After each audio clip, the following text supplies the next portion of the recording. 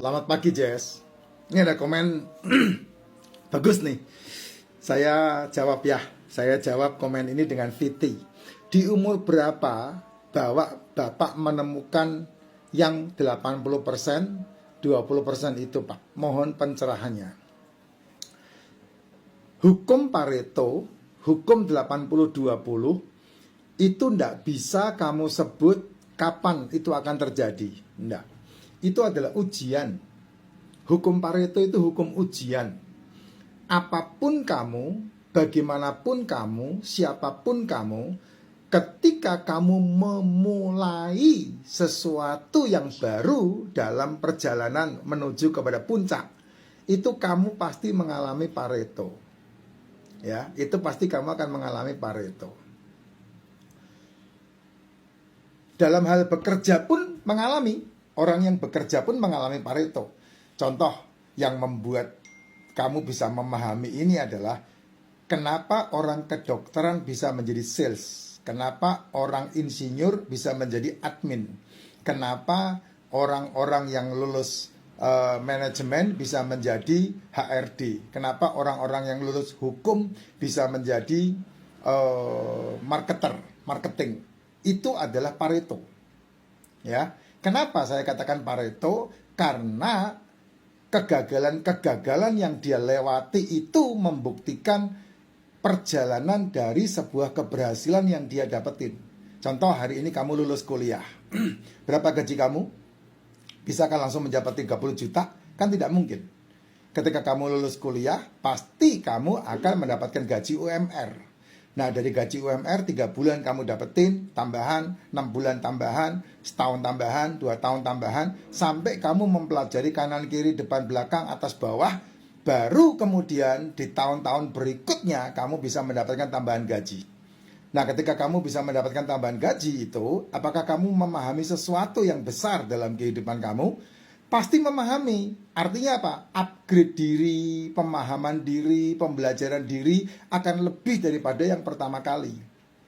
Itu yang namanya Pareto. Jadi kamu mengerjakan 80% dari pekerjaan yang kamu harus lakukan sehingga bisa mendapatkan hasil 20%. Nah, kalau kamu terus-menerus lakukan yang namanya disebut sebagai repeating is learning, ya, mengulang dan belajar, maka kamu lama-lama akan membalik 20% pekerjaan kamu dan kamu mendapatkan hasil 80%. Jadi hasilnya lebih besar daripada modal yang kamu kerjakan, modal yang kamu lakukan. Itu yang disebut Pareto, Jess. Contoh seorang marketing di perusahaan A. Ketika marketing di perusahaan A ini, kemudian dia bekerja hebat di sana, lalu pindah ke pekerjaan B. Apakah kehebatan dia bisa dibawa ke pekerjaan B? Nggak bisa, Jess. Tetap ada hukum Paretonya. Yaitu apa? Dia harus menyesuaikan diri dengan perusahaannya kah, dengan karyawan yang ada kah, dengan customer-customer yang ada kah, dengan langganan-langganan yang baru kah. Apakah langganan-langganan yang lama bisa dibawa ke dia? Belum tentu.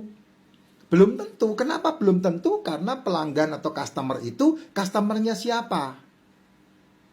Contoh yang paling gampang, kamu pernah mendengarkan, sering kali mendengarkan, oh ini adalah kokinya hotel hebat ini.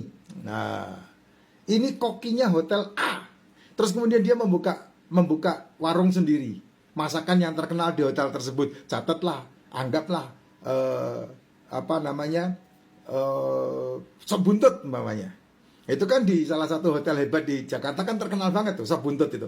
Lalu kokinya keluar, dia buka sendiri. Apakah dia bisa membawa langganan-langganannya ke situ? Nggak bisa, Jess.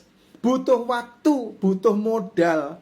Apakah 100 juta cukup untuk menunggu langganan-langganan dia yang dulu datang ke tempat dia? Belum tentu, nggak bisa. Itu yang disebut Pareto. Ya, setiap orang punya Paretonya masing-masing. Gitu. Saya gagal dalam kehidupan saya beberapa kali. Ya, tahun 2000 saya gagal. Tahun 2007 saya gagal. Tahun 2010 saya gagal. Tahun 2016 saya gagal. Tahun 2019 saya gagal. Setiap kegagalan punya pembelajaran khusus, tapi tidak mundur. Sehingga tahun 2020, tahun 2019 ketika saya memulai sesuatu yang baru, saya tidak perlu memulai dari nol. Kenapa ya? Karena pembelajaran yang pertama saya, pembelajaran gagal yang pertama saya sudah menjadi trademark, ya, mal. Cetakannya sudah ada, sehingga saya tinggal melanjutkan lagi. Jadi ketika saya mencapai titik sekarang ini, ketika saya ketemu sama guru saya, ada tuh guru saya namanya Pak Awi, ya, beliau adalah lulusan dari diploma engineering tentang body and soul dari Jerman. Itu guru saya. Ketika saya bercerita kepada beliau tentang apa yang saya alami, beliau cuma bilang begini, "Nggak apa-apa Effendi, lanjutkan, kamu sudah membayar mahal untuk kuliahmu." Itu dia bilang begitu. Makanya dalam salah satu video saya bilang, ya, kegagalan bisnis adalah pembelajaran, kegagalan hidup adalah pembelajaran, ya. Kebangkrutan itu uang sekolahnya, ditipu orang itu uang sekolahnya. Nikmatin aja, toh kamu sekolah SD tidak menghasilkan apa-apa, orang tuamu mengeluarkan duit juga cukup banyak. Ya cuman itu sia-sia aja kan. Ya kan, bener enggak? Toh orang tuamu membiayai kamu ratusan juta ketika kamu SMP juga tidak menghasilkan apa-apa. Toh ketika orang tuamu atau kamu mengeluarkan ratusan juta ketika kamu SMA dan tidak menghasilkan apa-apa pun, itu tidak ada merasa ruginya, ya. Anggap aja itu uang kuliah. Ketika kamu mulai bisnis, kemudian hancur, kemudian kamu ditipu orang, kemudian kamu dizolimi orang, anggap aja itu uang sekolahmu. Jangan merasa rugi, terus kemudian kamu bunuh diri, ya maot. Ya, saya tidak melakukan itu, makanya saya ada sebagaimana saya ada hari ini. Kalau ditanya kapan Bapak menemukan 80 dan 20, 80, hukum Pareto 80-20, di setiap kesempatan saya mendapatkannya. Karena setiap kesempatan saya mempelajari. Contoh, tahun 97 saya udah punya rumah sendiri, Jess. Ya, sedangkan tahun 89 saya ke Jakarta, saya tidur di jembatan Grogol, pernah tidur di jembatan Grogol. Tahun 97 saya udah punya rumah sendiri, 2 rumah saya. Nah, kan kamu nggak bisa ngomong, oh Paretonya kapan? Nggak bisa. Ketika hancur tahun 2000 itu saya tidur di halte Selipi dengan motor saya. Waktu itu Astrea itu, yang terkenal itu. Di atas motor saya kunci stang, saya tidur di atasnya. Kadang saya di Gambir, kadang di airport. Itu saya. 2003 saya menemukan pekerjaan yang baru, bisnis yang baru, belajar yang baru. 2005 saya udah mendapatkan apa yang saya inginkan. Saya bisa ngajak mama saya untuk jalan-jalan ke kapal Star Cruise, saya ngajak anak saya untuk jalan-jalan di atas kapal pesiar. Saya udah nikmatin lagi sampai tahun 2008 hancur. 2007 lah hancur, ludes. Walaupun bau-baunya, rasa-rasanya sampai hari ini masih bisa dirasakan, tapi kan itu momentum itu masih berlanjut karena pembelajarannya melekat. 2008 saya membuat perusahaan sendiri. Kamu tahu ketika saya membuat perusahaan sendiri tahun 2008, apakah langsung ngebum? Enggak. 2010 baru ngebumnya. 2010 saya baru bisa bernapasnya. Pertama nawarin, ditolak, ditipu orang, dibohongin orang, terus-terusan itu. Tapi saya tahu itu uang sekolahnya.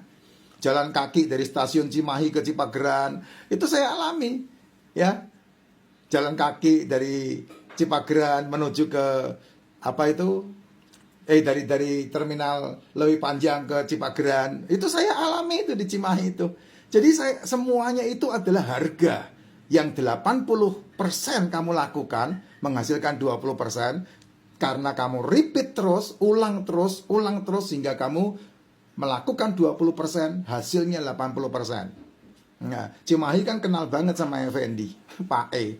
Kenal semua itu teman-teman. Lembang itu kenal. Banyak tempat wisata di Lembang yang kenal banget sama saya. Beberapa teman-teman hotel tahu saya. Karena hotelnya suka saya pakai. Ya, itu yang kamu harus lakukan. Dan terus dilakukan. Apakah itu terus kemudian enak? Ya, tahun 2010 itu, 2011, 2012 saya bisa membawa teman-teman karyawan itu 38 berapa orang itu jalan-jalan nginep di Bali, menikmati akhir tahun bareng-bareng. Ke Jogja, ke Bali, itu karyawan-karyawan itu seneng banget dengan keluarganya saya bawa ke sana. Bisa menikmati itu, Jess. Hancur lagi ya, enggak apa-apa, karena memang itu dinamika kehidupan. Tapi sekarang ini udah mateng. Kan semakin umur, semakin hari, semakin matang kamu dibuatnya. Itu pemahamannya kayak begitu. Jadi tidak bisa langsung tiung di depan mata 80-20, tidak bisa. Proses semua.